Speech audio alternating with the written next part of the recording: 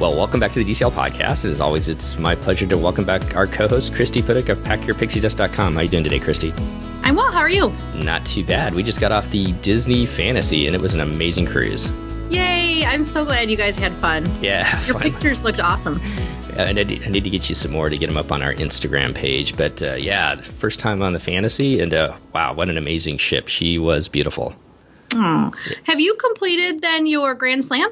Nope, we are going to complete that in October when we go out to the Dream. And Wake is, if anybody's got some good T-shirt ideas for Grand Slam T-shirts, Wake's kind of trying to come up with something that maybe we're going to wear that first day or something. I don't know, maybe the last day, I'm not sure. But she's trying to put something together for that, just for the fun of it.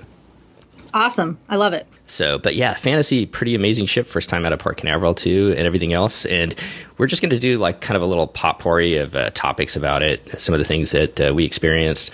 Christy and I are going to talk about it today. And then I actually met one of our listeners on board the ship, Chris from Minnesota, and we are going to do a show with him next Tuesday and kind of talk about our kind of experiences on board the ship, kind of our cruises together, kind of focusing more on his, but kind of bringing both of our shows together. But this one, we're going to talk about a bunch of different topics that I kind of noticed as we were kind of cruising around on our cruise this time.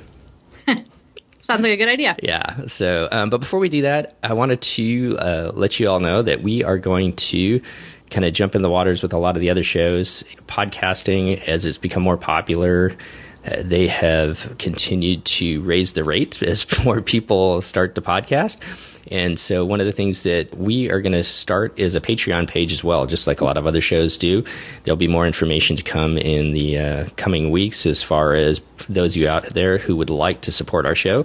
The main focus for us is just to kind of cover the costs and make sure that we can bring you the best content and best audio. I want to upgrade the web page we have, so that's a little bit more user-friendly. Right now, it's just a basic page that we use to put the podcasts on so that they can get uploaded onto iTunes and Stitcher and all the rest of the accounts. So look for more information about that to come in the future. We're not going to reduce your content. So for our listeners, you're not going to lose out on shows.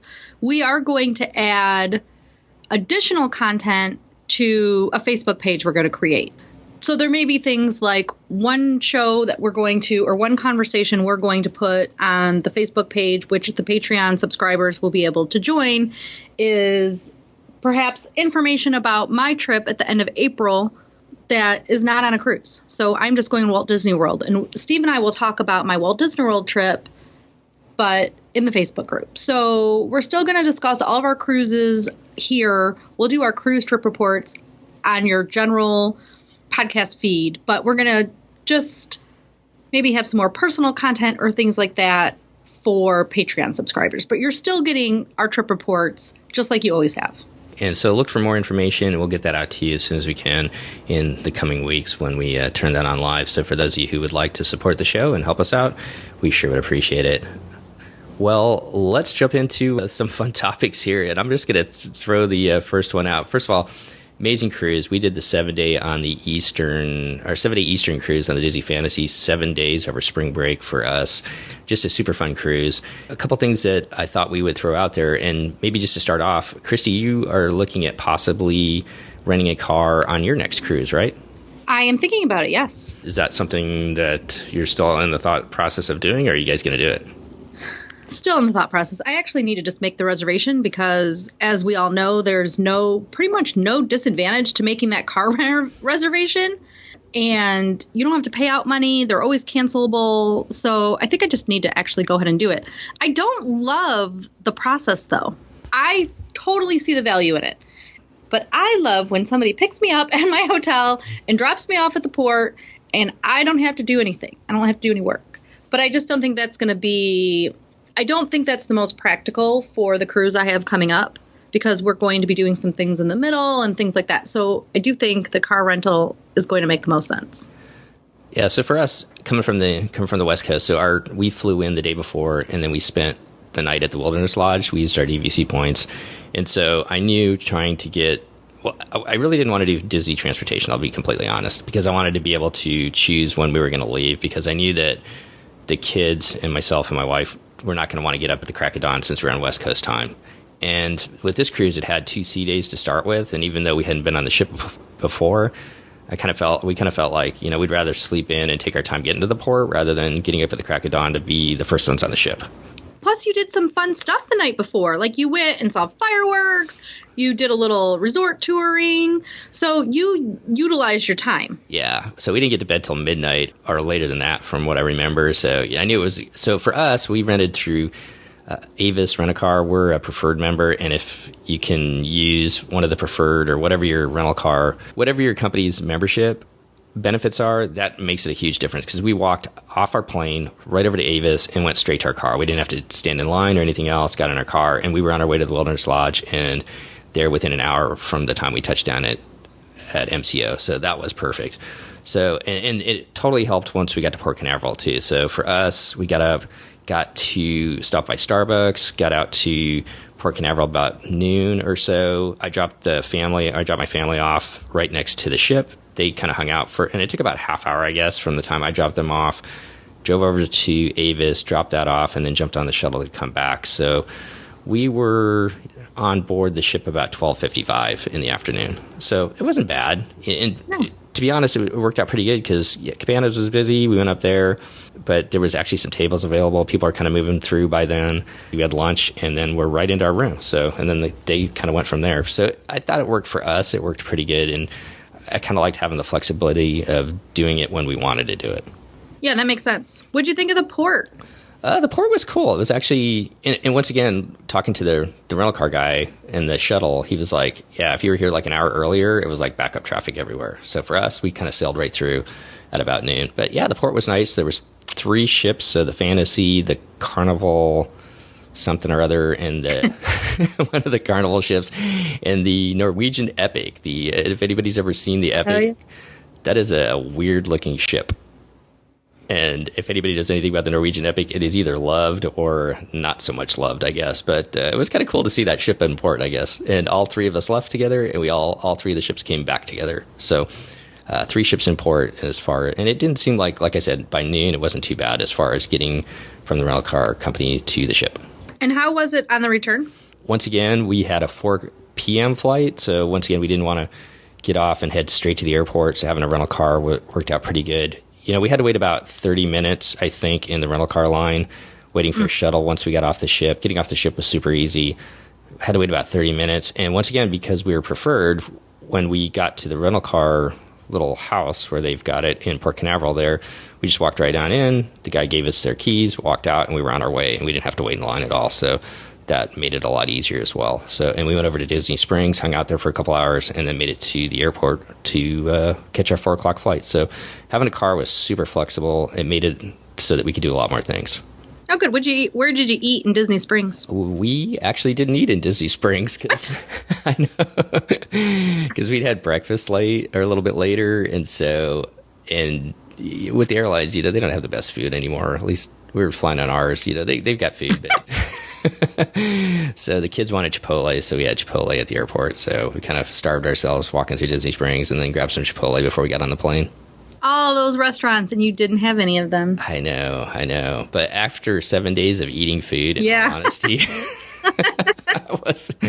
none of us were dying for some large sit-down meal. That's for sure. I can understand that. So what'd you do? Did you do the Void or anything? No, we went to the running store because Andrew needed some running shoes, so we got some of that, and we just kind of wandered around and just kind of checked it all out and just kind of wandered through some of the stores. That's about it. It was kind of cool. All right, good. Yeah. So, well, let's jump into this next topic. I think is going to be kind of fun, controversial, but let's talk about the shampoo containers on board the ship. And Christy, you've seen the pictures. I have. And I know people have a lot of different opinions about this and, have different feelings about this. I guess I'm going to throw it out there and say that, yeah, I miss the fact that we can hoard all that stuff and take it home. And if you look underneath my sink, we've got plenty of Disney Cruise Line and from some of our DVC stays, plenty of the shampoo and conditioner and everything else underneath there. But, it's probably nice not to have all that plastic on board, to be completely honest. And if you go, as a matter of fact, the hotel I'm in right now, I'm in Boston. The hotel has put in kind of the same thing, containers on the wall. And most hotels are kind of going away from it. And I think the one thing that people were worried about is people being able to open it up and maybe contaminate it somehow. Have you heard that before? I have. Yeah. And so, okay. So the containers are they're not built into the wall. They're freestanding. And so you've got all the containers in the shower, and then you have a lotion one in the shower, not in the shower, but next to the sink in the bathroom with the shower in it. And then they give you actual soap for the other bathroom. So like just a bar soap. So if you want to use bar soap, they still have that on board the ship. But each one of the containers are actually, you can lift them up and move them around. From what it looks like, ours were completely full, and there is a little seal, a tamper seal on the back that they put on, and I saw them on the carts themselves as I was walking down the hallway on the last night. So that morning we left. So as they refill them, they put a new seal on there so they can tell if somebody's tried to open it or not. So maybe there's a way around that. I don't know. Maybe somebody knows a way around it. I'm not going to speculate, but to be completely honest, I liked them. And, they're doing it in a nicer way. Royal Caribbean and Carnival already have had their containers on the walls, and they look cheap. The soap inside is cheap. Everything about it is cheap, and it's not fancy feeling, right? Celebrity, we talked about this when we did my Celebrity Trip Report. Celebrity is now moving towards these refillable containers, and they're a premium cruise line as well. So like Disney, they are both in the premium cruise line category, which is a step up above the Carnival and Royal Caribbean and Norwegian. And yeah, this is unfortunately where they're going with it. So there's an advantage because the individual bottles can be moved around. The body wash bottle we actually use as hand soap. So when we were on the Edge, we used the body wash container as hand soap because I hate the bar soap. It's like I don't use a bar soap at home. I feel like it's a pain in the butt. That extra time, I really like to wash my hands. So we use the pump from the body wash to pump onto our hands just like our soap dispensers at home. Perfect. And you'll be able to put that now on the sink. And I also like that they made it movable. So because people with kids, they need to fill up that tub with a little bit of like bubbles. And so they are going to use that body wash to do that. And this allows them to move it to get to where the children are. Oh, definitely. Like, especially if you got, a young one that's in the tub. Right. Having to stand up, get the soap, and then come back down each time. Yeah, they're nice containers. These are not cheap containers. They're big, heavy. I mean, not something that's gonna. They're up there well. There's I don't think. I mean, you'd have to be in some crazy seas for them to fall down on you or anything like that. But they're really nice containers. And I guess the only thing I've heard people kind of talk about, well, I'll just pump out the soap into a bottle of my own. It doesn't come out you don't get very much each pump, so you're going to be pumping a lot. Well, that's annoying, though.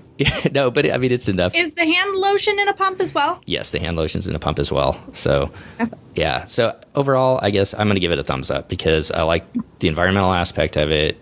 Yeah, I missed the hoarding part of it that we all love to bring back, but I think they did it the best that they could. The containers are amazing, and I think people will be pretty happy overall. All change, and I am a person who hates change. I have the hardest time with change. All change is very difficult to come by. Yeah. And so I know that there's others out there that are going to be annoyed. And if they're like me, eventually they'll say, potentially anyway, they'll say, oh gosh, this wasn't as bad as I thought it was going to be. Right. So, yeah, the one thing that's guaranteed is what? Death, taxes, and change probably, huh? Yeah, but I joke now that it sounds like some people don't pay taxes, and so death, change. Death and change only. Well, talking about controversial things, let's go into the next one, because I think you and I have different opinions on this. But the Daily Navigator is now no longer available in your stateroom. They were not putting them in the staterooms on the Fantasy. You can still get it if you stop by Guest Services. They still print it out every day, but they are really kind of pushing you towards the app. And I'm going to let you go first, Christy. What do you think? Yeah, I wanted you to go first. I am not a fan of this. I am not a fan. And to me, this is not a environmental. They are not doing this for the environment, because how many other pieces of paper did you get on your bed? Every night. It wasn't as bad as before, but you're right. You still get the shopping, the port adventure stuff. And the shopping thing is 4 pieces or 2 pieces of paper, double-sided at least. Yeah. And this Navigator was 1 sheet of paper.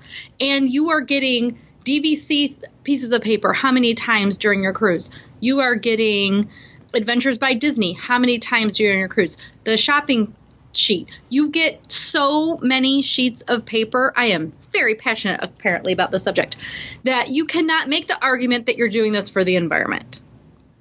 And I didn't appreciate, I read Scott from the DCL blog's report on trying to get a copy of the Navigator.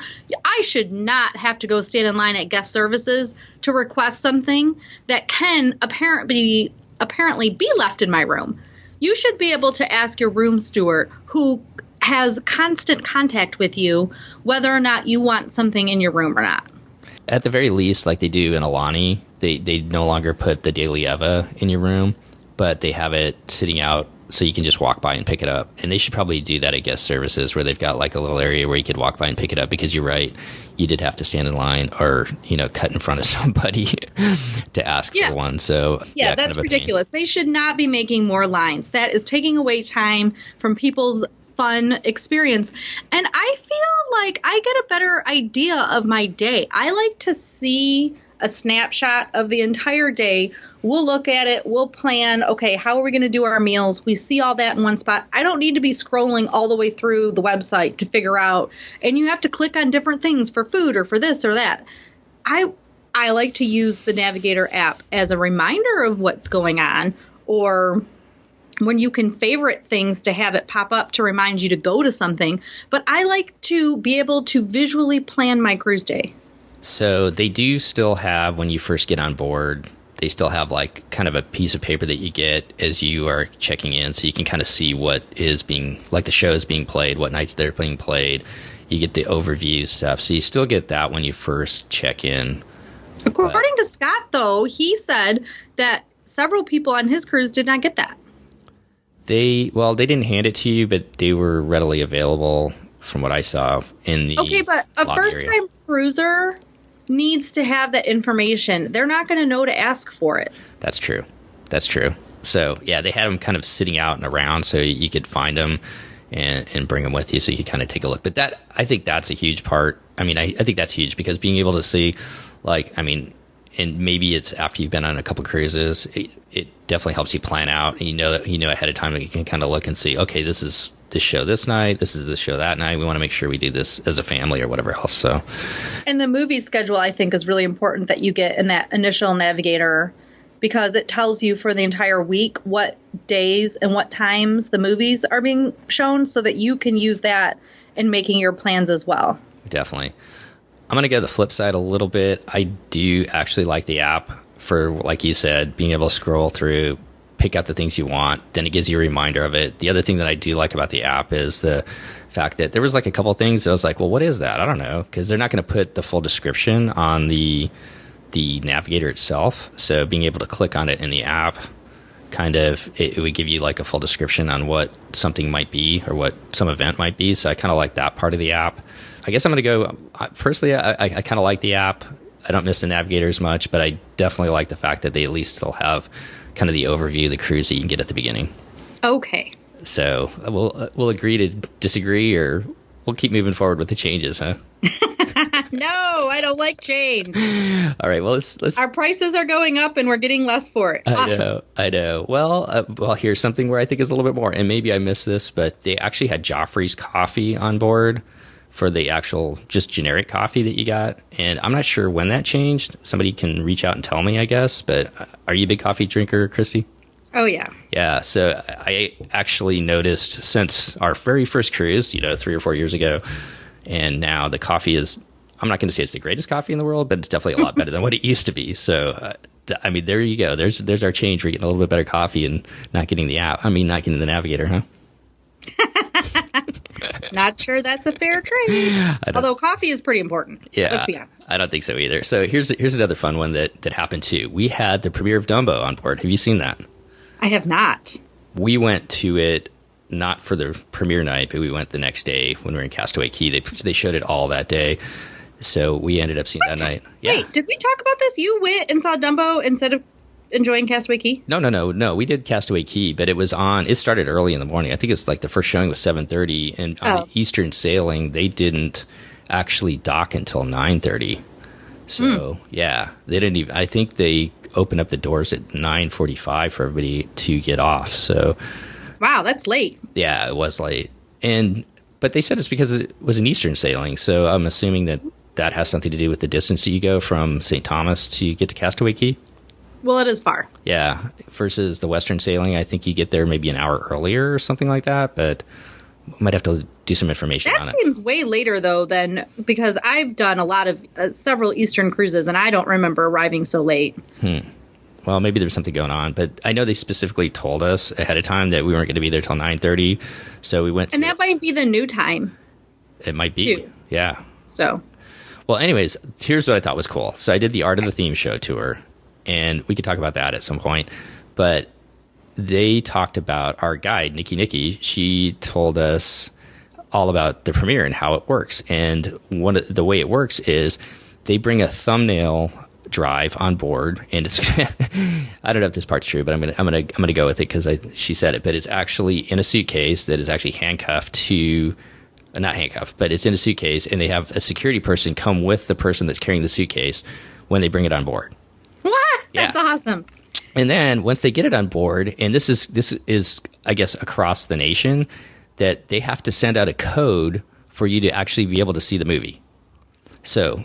And she did, so it's like a double security situation. Yeah, so she made a point of Star Wars, where Star Wars, they're very strict on when that movie can be watched when they send it out, and so Dumbo was the same way. And even though like Dumbo is produced by the Disney company, Disney Cruise Line is a subsidiary of the Disney company, they have to negotiate the ability to actually show it on board and to show it early, because they showed it a little bit earlier than everybody else in America got to see it on Thursday, and they have to negotiate that, which I think is kind of interesting. You can't. It's not like, oh yeah, this is our product. We're just going to show it at 10:45 at night there. But I digress a little bit. But anyways, so what they do is so they have to send out a code to all the theaters, which allows you to access the movie. So that way, you may get the thumbnail drive a day or two before, but you can't be showing it, secretly to other people or watching it yourself or anything like that. You need that code to actually show the movie. So they had to wait until 10:45 at night and get that code from land onto the ship so that they could do the premiere. Cool. That's super cool. Yeah, I thought it was kind of a fun tidbit there. So let's see, where should we go next? Do you got any questions, I guess, from me? Did they come up with a way for people? I don't remember. I feel like I don't know that I've ever been on board for a premiere. Did they do something to indicate like the seats? What if 1,300 people wanted to go to see the show? There's clearly not 1,300 seats. Right. So we didn't go down. We had Palo reservations that night. So we didn't go down to the premiere. It was at 10:45, and they showed it in both the Walt Disney Theater and the Buena Vista Theater at the same time. So they maximized the amount of seats, and I'm totally drawing a blank now. I think they only showed it once that night. I don't think they showed a second screening, but on Friday they showed it all day. In the Buena Vista Theater all day. So it was Dumbo all day. So if you didn't catch it, of course it's Castaway Cay Day, but if you didn't catch it on Thursday night, you could potentially watch it on Friday. I mean, not everybody loves Castaway Cay. I get it, but those people are wrong. I'm kidding. Totally kidding. All right. Well, that's cool. Yeah. So first time on board, seeing a kind of a premiere. That was kind of cool to see that, I guess. So, okay. So a bunch of other different things. Just kind of go through these. This is kind of cool. So we ran into 3 different people that we knew from the Magic of the Wonder. One of them worked in Palo. One of them was a bar staff up on the pool decks. And another one worked in the spa.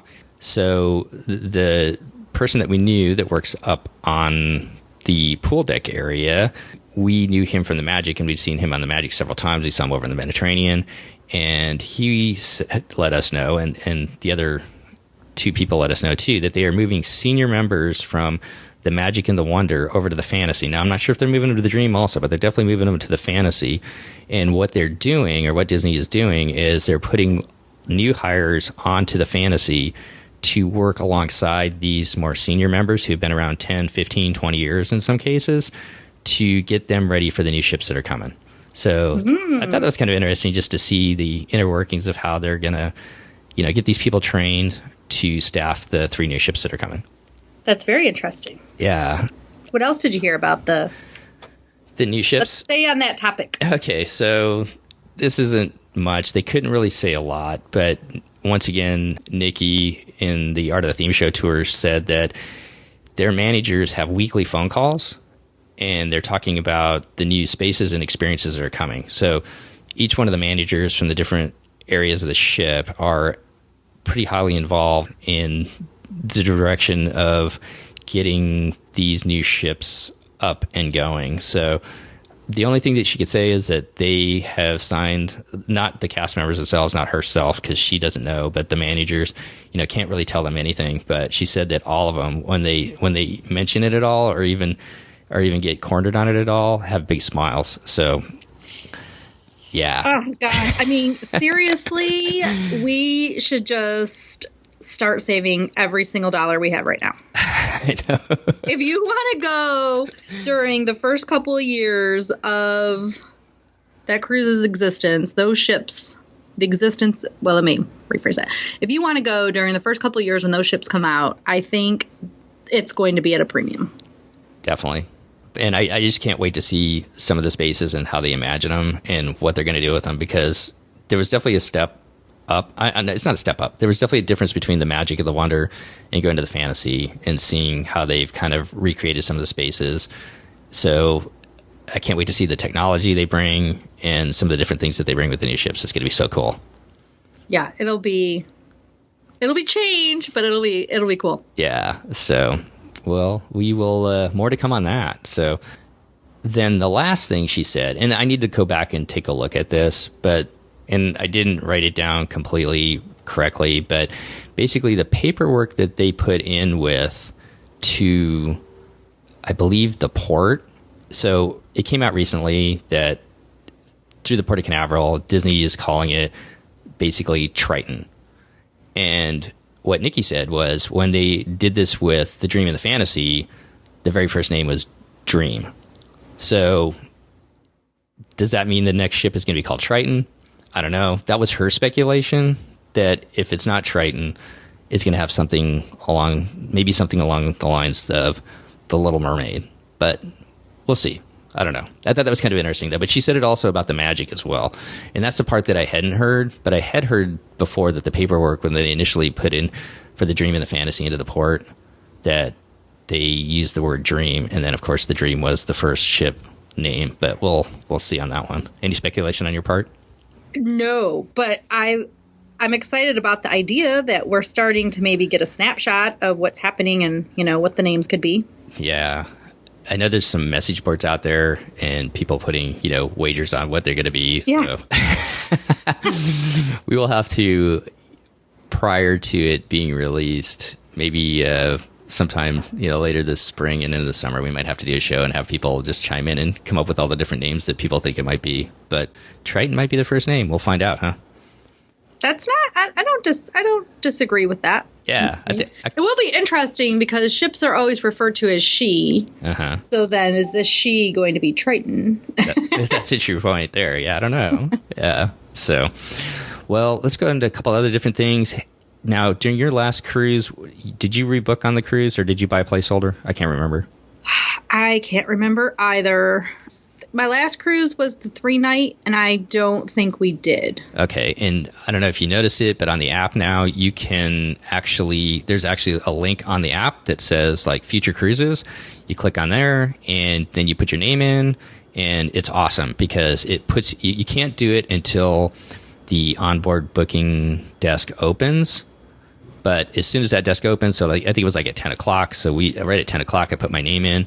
And now instead of having to lurk around the desk like people used to do, you'd see all the people milling around waiting to jump on and get your onboard booking or well, you didn't have to wait for an onboard booking, but talk up to them about a cruise. Now they just put you in a queue, and when it gets closer to your time to go down there, it kind of gives you a heads up. It says like, hey, you're number 3, start heading down this way. Hey, you're number 2, get ready. And once you get down there, you can actually see there's like a reader board as well that's got your name on it. And when your time comes up, they call you and you get it done. So I love that you don't have to have people lurking around the desk. You can go out and have fun. And when it's your time, you can go down there and take care of that. So you have to stand in line to find out what's happening on the ship, but you don't have to stand in line to book a future one. Yeah. Good job, Disney. Yeah, that's because they're getting your money. So, anyways, we used it. We loved it. It was awesome. You're right. Good point there. So, let's see. What else do we got here? Pirate Party. I think this is right up your alley. So, you know me. I love me a good pirate party. You do love you a good pirate party, but it was split. And I don't know if that's going to be the same way going through, but just like Amber said, on board, and she was on the Fantasy on board before us. She was on the same cruise, but they split the party in two. So now you go to your first seating for dinner, and then in between the first and second seating is kind of Mickey's pirate party. So kind of the kid-friendly one. Mm-hmm. The only downside I saw to it was, man, if you don't get your seating right away, I think it started at 7:30. So there was a couple times where we were pushing up against 7:30. Now, we didn't go to the Mickey's one because we'd seen it before. So we weren't really interested in that one. But I saw several families next to us leave that hadn't finished dinner because they wanted to go see that show. So if you're going to go see it and it's split, I would say get to dinner as soon as you can, or right at the beginning. Right, which is good advice in general, especially if you have other people at your table with you. Right. I noticed you guys had a table of just the four of you. Yeah, we did. We had... How did you feel about that? Well, you like people usually. Yeah, let me go back on that just a second. And then, so the second part of the pirate party, it was like at 10 o'clock at night. So the quote-unquote scarier one, which it's not really all that scary, but the one that has Captain Jack Sparrow starts about 9:30, 9:45, 10 o'clock at night, and then the fireworks I know were like at 10:30. So that one's a little bit later. So it's kind of split, and then they have a big pirate deck party afterwards. And I've heard rumors that maybe that late night dining buffet thing might be going away. I'm just gonna sigh. I'm just gonna openly sigh. I don't know if that's true or not. Don't hold me to that. But there's several people speculating that on board the ship this time. It is a trend that lots of cruise lines are going towards.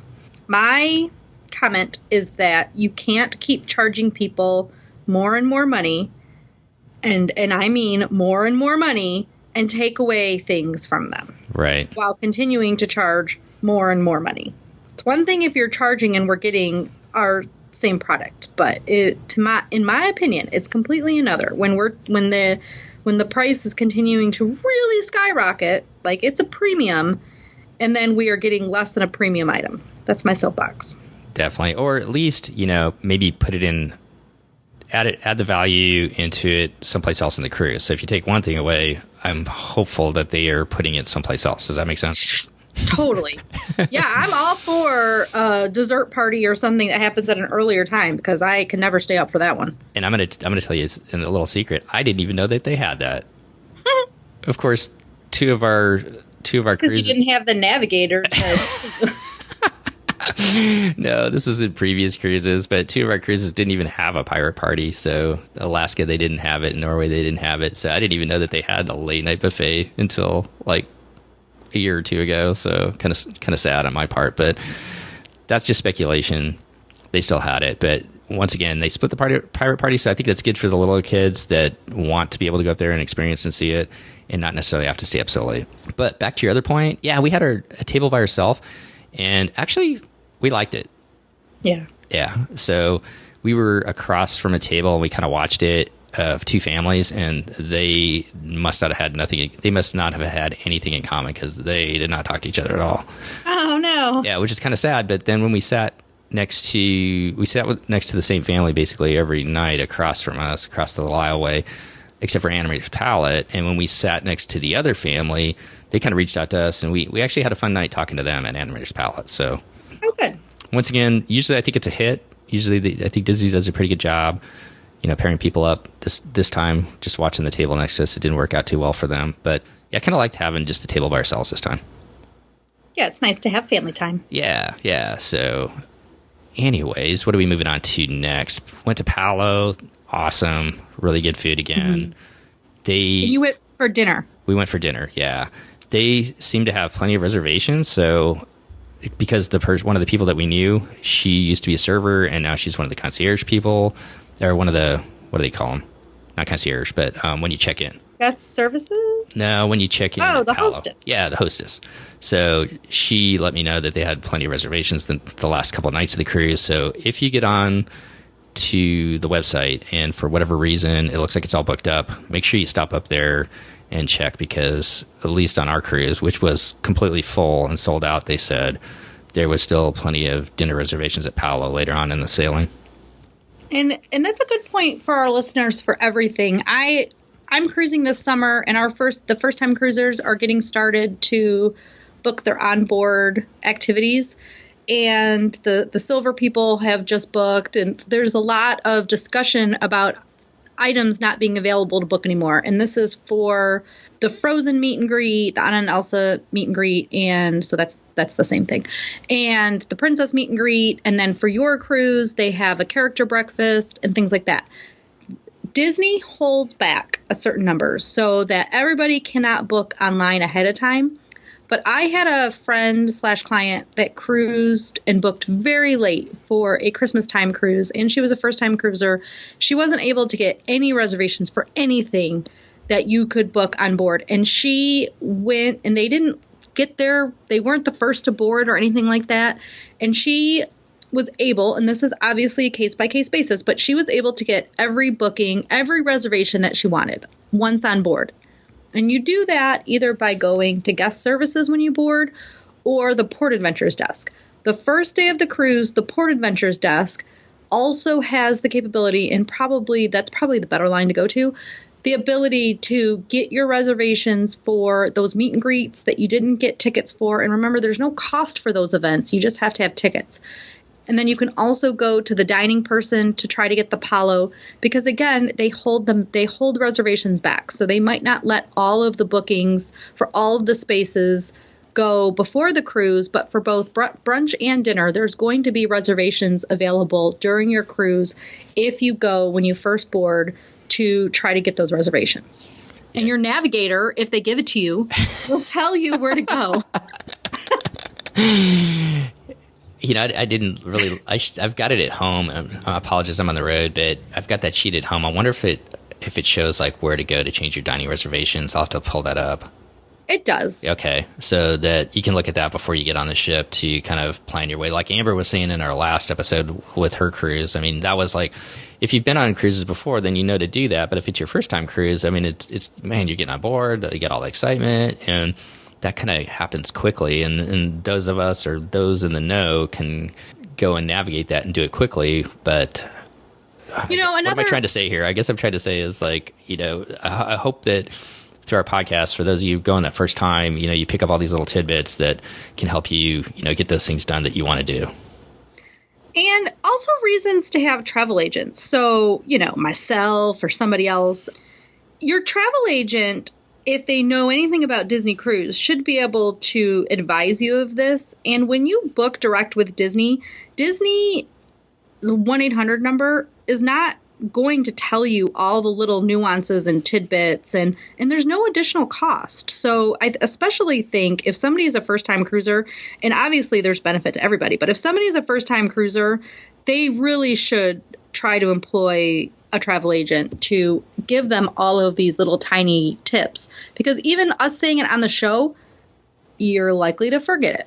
Yeah. And so, I mean, and maybe not this, but there's going to be something that travel agent is going to be able to remind you as it's appropriate for your cruise. Good point, especially if you're booking later where the booking window's already open and they can say, hey, I couldn't get you the early dining, let's put it in for the wait list. And if that doesn't work, go down to, make sure you look at the Navigator app or the whatever they call it, the Navigator, before you get on board, and find out where that dining person is, so you can get down there and get your name on the wait list or get your dining changed if you want to do that. Yep. Yeah. So good points there. Where are we going next, Christy?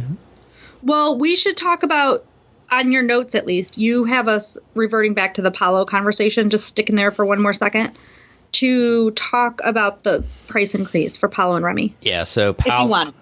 Yeah, so Palo is $40 now. It was $30, so it's gone up $10. And what did you find for Remy, Christy? So Remy has different prices for their champagne brunch versus their dinner. Dinner is now $125 per person. And remember, this is a fine dining experience. It really is an over-the-top experience. And so it's Michelin rated chefs and things. It is fine dining. The champagne brunch is $75 per person. and there's an additional charge for both if you wanted to add on the cocktails. Yeah, and I know Palo. Go ahead. Sorry. Oh, sorry. No, I didn't mean cocktails. I meant champagne or wine. Right, and I know Palo. That's 40 is the basic price. Man, I am not a foodie like some people. I love good food, but I don't have some of the appreciation that you would probably get from somebody going to Remy. But boy, Palo is just amazing to me, and at that price point. I mean, I think about some of the places and how much we spend to go to Subway with as a family now. I mean, that's not too crazy. So, did you just compare it to Subway? No, I know that's what I mean. I guess have you been to like Subway or something? Like it amazes me. Like you take a family of four there, just like, oh my gosh, that was like a crazy amount of money we just spent on these crazy sandwiches. When I think about like $40 per person, so my wife and I went there. It was $30 when we went, so $60 for just an amazing meal. I still think that's a pretty good price point, I guess is what I'm saying. I'm not comparing Palo to Subway at all. Completely different. Oh, man. Oh, my God. Okay, yeah, we love it as well. It does mean at $40 for me, I'm starting to think about, like, for our 5-night cruise we have coming up this summer, I decided not to have it both nights, or both brunch and dinner. Because one of us likes brunch more and one of us likes dinner more. So in the past, we had sort of just gone to both. But yeah, now at least I'm thinking that through. No, I appreciate that. And to be honest, it's something that we do once. It's not something that we would do every night or anything like that. So no, could you imagine? Well, you'd gain 500 pounds. Definitely. What did you eat? I had the Dover sole. I always get something weird there. Or not weird, but I always try and do something out of the ordinary, and it was really good. Excellent. Yeah, so Dover sole, thumbs up on there. Everything's good at Palo. I mean, what else did you get though? You get like a bunch of courses. What did Wake get? She got the what's the meat there? Not Chateaubriand. The filet. Yeah, the filet. Yeah, nice. She got the filet, and I've had the pasta. It's like squash, brown sugar. Oh man, that is really good too. It's like a ravioli kind of squash. That's an amazing dish as well. So all of it's really good. And we had some wine there from France, or excuse me, from Spain that she recommended. And I cannot find the picture. I took a picture of it, and it was probably one of the best bottles of wine I've ever had. And it wasn't like super expensive either. So they do a really good job recommending not only the food that they have, but also if you like wine, they do a really good job recommending that as well. It was one of the best bottles of wine we've had in a long time.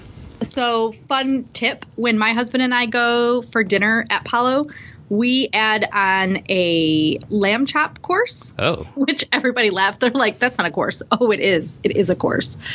We'll order our filet and we'll have, our salad or whatever. They bring out that, what is it called? Charcuterie?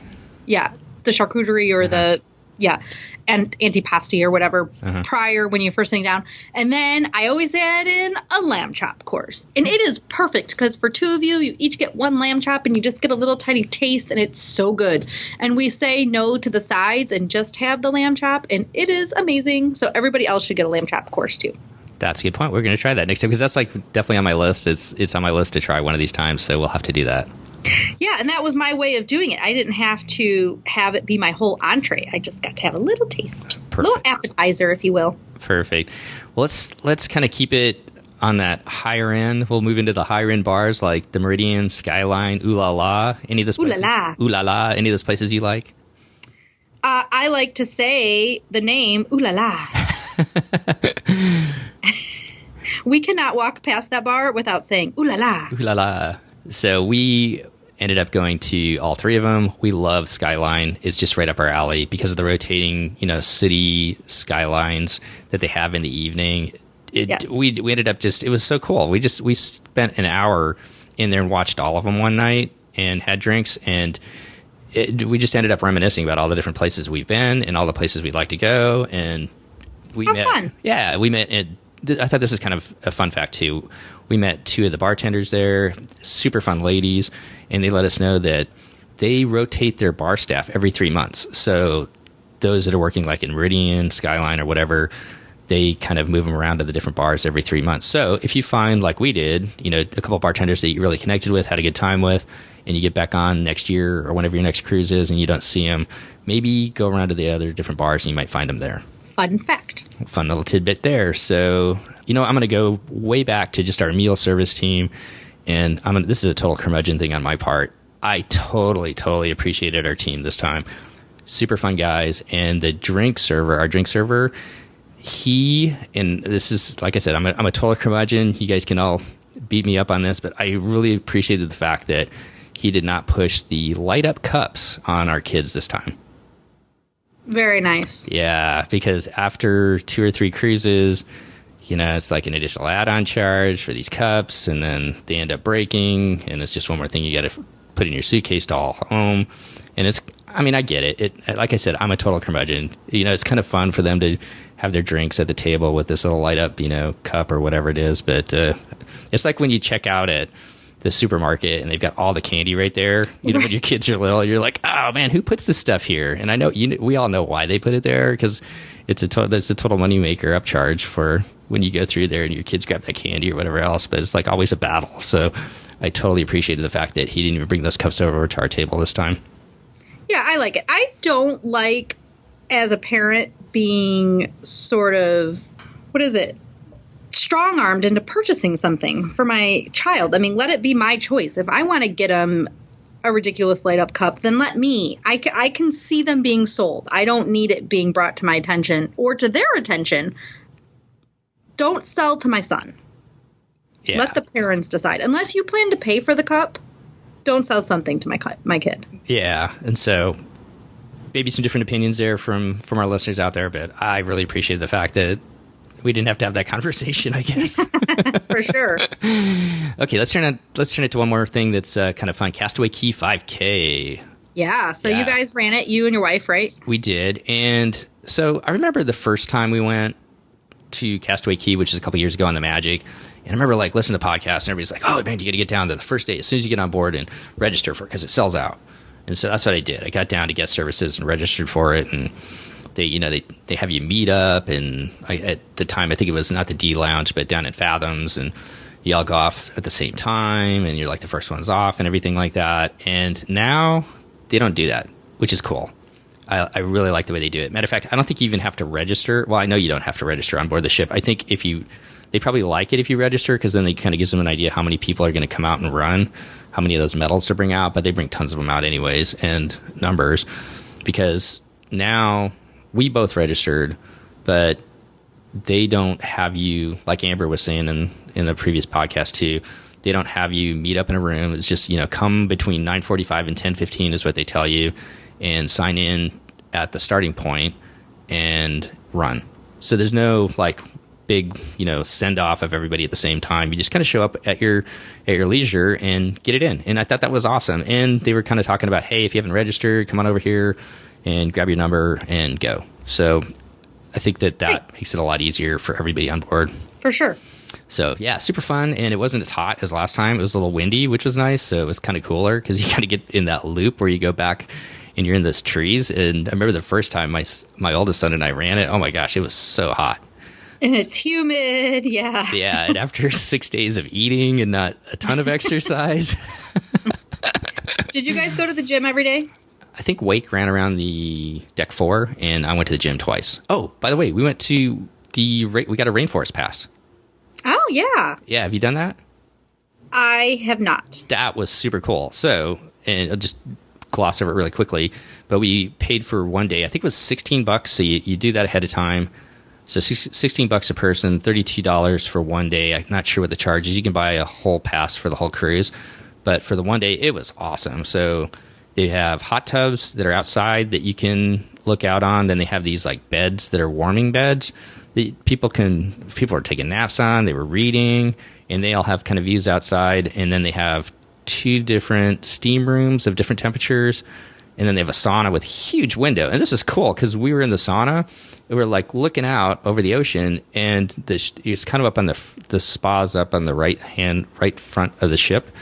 And so as the ship was kind of going up and down, the front bow of it, there was flying fish that were just scooting out of the way of the ship. Yeah, it was super cool. I know this sounds kind of goofy, but I mean, we were sitting in the window. We were just watching these flying fish go. Each time the ship would come down, they go flying out of the water, and a couple of them would just they would go a long ways. That's awesome. And then we saw actually 2 gigantic fish of some sort that were kind of swimming along too. So amazing. You're like, you're kind of going along through the ocean. You look out, it doesn't seem like there's anything there, but there's stuff out there, which is cool.